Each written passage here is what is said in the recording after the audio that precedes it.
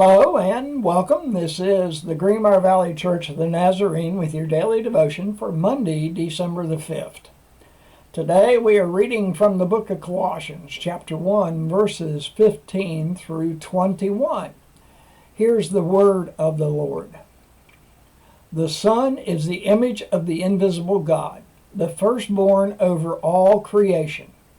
For in him all things were created, things in heaven and on earth, visible and invisible, whether thrones or powers or rulers or authorities.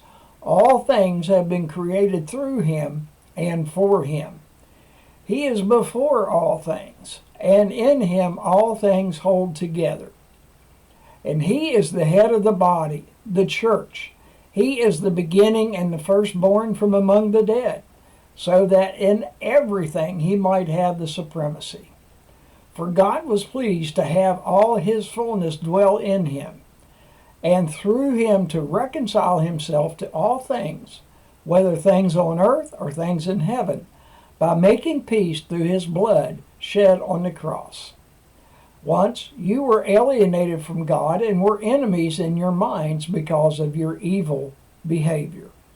And this is the word of the Lord. The article today is titled Divine Imprint, and it's by Jeff Stark. Here's what Jeff writes. When Jesus is handed the currency of taxation, staring at it, he asks, "Whose image is this? And whose inscription?" "Caesar's," they replied. Then he said to them, "So give back to Caesar what is Caesar's, and to God what is God." And that comes from Matthew chapter 22, verses 20 and 21. It appears the implications are simple. Pay your taxes.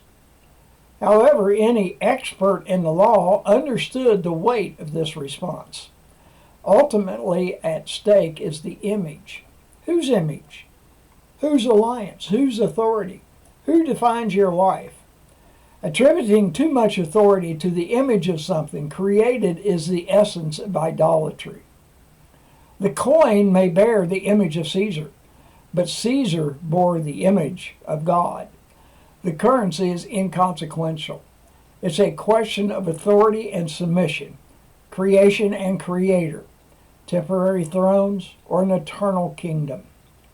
In Colossians 1, Paul reminds us of these implications. For in him all things were created.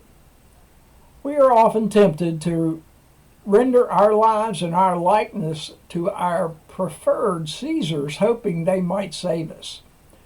We must be reminded that the currency of their thrones and the legacy of their leadership is temporary and often forgotten, but the eternal kingdom of Jesus will remain.